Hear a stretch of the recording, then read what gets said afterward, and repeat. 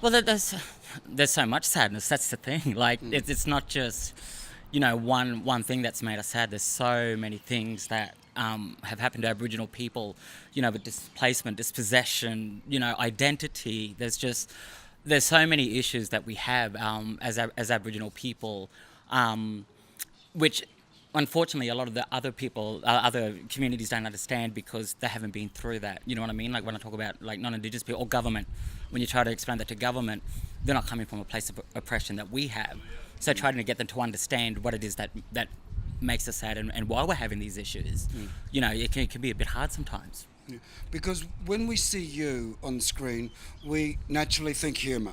Yep. This is going to be mad. We Yep. don't know what's going to happen, but we know that you're going to entertain us because that's what you want to do. But on the other side of it, there are times when you are related to someone who has self harmed themselves, Yeah. Yeah. and but you still have to perform. Yep.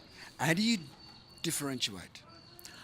It can be a bit hard sometimes, and I think that even with even now with this kind of newfound fame, that I have a problem with that word, but there's times when I do have days where I just want to be sad, but then people kind of think you've got to entertain them all the time as well.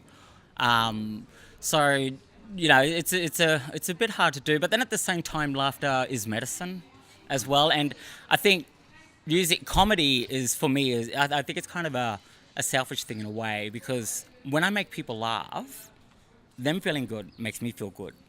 You know what I mean? Like it's not only healing them, but it's healing me as well. And so the thing of is that like what I give to people, but then what people give back to me as well. You know what I mean? When you feel that laughter and just that joy, that's a healing tool in itself. So when you do it, and and there's times when you want to be sad and you need to be sad. Those And times when you are sad, what do you do?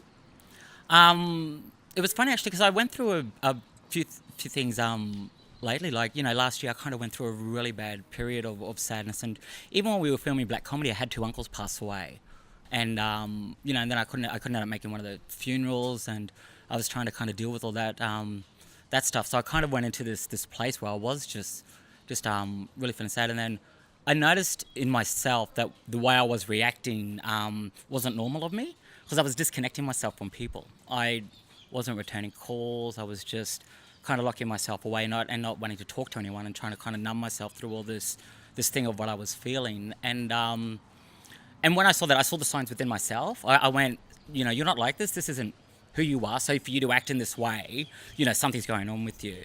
And so I made sure then to actually talk to people and friends, and talk to my friends about it because I was saving them a lot of. I didn't want to talk to them about stuff because I thought they'd worry about me Or they or stuff wouldn't like that, understand. or they wouldn't understand. Yeah, exactly. And so I shut myself up from a lot of that. But then I kind of, I just got to a point where it was really bad, and I just went, "You need to change that." And then so I just started talking to people more, and then getting comfortable within myself too to talk about that sadness and realize that I wasn't being a burden to my friends because that's what my friends and family are for. They're there for me for that. So I needed to utilize them in that sense and not disconnect myself from them. So in that time, would you go to family and friends that are close, or would you reach out beyond the group to someone new? Oh, look, I just think it was, who, whenever something came up, or if someone, asked me in the time when I was ready to talk about it, then I guess it just was whoever it was at the opportune moment. I don't think I purposely kind of rang anyone and said, "Oh, look, this is what I was going through." But then, if someone just mentioned something to me and said, "Oh, or it came up in a roundabout way," and then I would latch onto that and go, "Okay, this is an opportunity for me to express what I'm feeling and what I'm going through." So I would take those opportunities then, and and the more I did it, the better I felt, and it was almost like I was scared of being sad, of being really sad. Like it was almost like I was scared to face it. But there was actually one night where the opportunity came out, and I just let everything out, and I just like really heartbroken cried, and then when I did that, the weight, I felt that had been gone. Like I just got all the sadness out, and so that was the thing of me going, don't be scared of sadness. It's a part of being human, so that's an emotion that it's not going to go away if you don't deal with it. But you have to deal with So it. you have to deal with it. You have to face that sadness if you're going to be happy again. Yeah. So the best thing that I ever heard was the thing with suicide is that it's a long-term solution to what's usually a short-term problem. And once you get through that short-term sadness or that thing you're feeling, and then you remember everything that is good about life, because that's what life is meant to be. Life is meant to be good. It's meant to be fun, laughter, joy, and I think as a society we're becoming this thing of where stress and unhappiness is the norm. If you're unhappy, like everyone's meant to be unhappy in their job, and it's like, well, no, shouldn't be that way. Don't have that job. Yeah, exactly. Swap Like, jobs. and people are told like, oh well, and there's this thing about, just deal with it. Stop being a. So we have these mentalities now that are being put out there, and it's like, I just kind of needed to go. If something is making you unhappy, then make sure you stop doing that. Find what makes you happy again.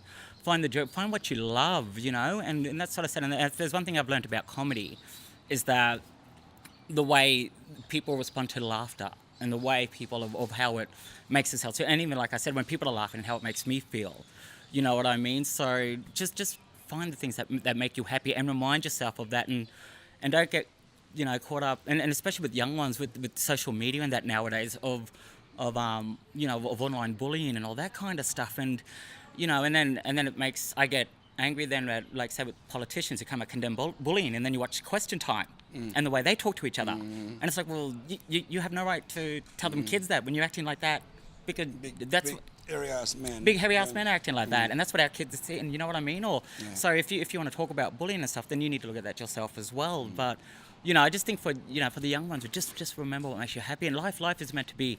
You're meant to love life, like, so find the laughter, find the joy, find what makes you happy, and whatever it may be.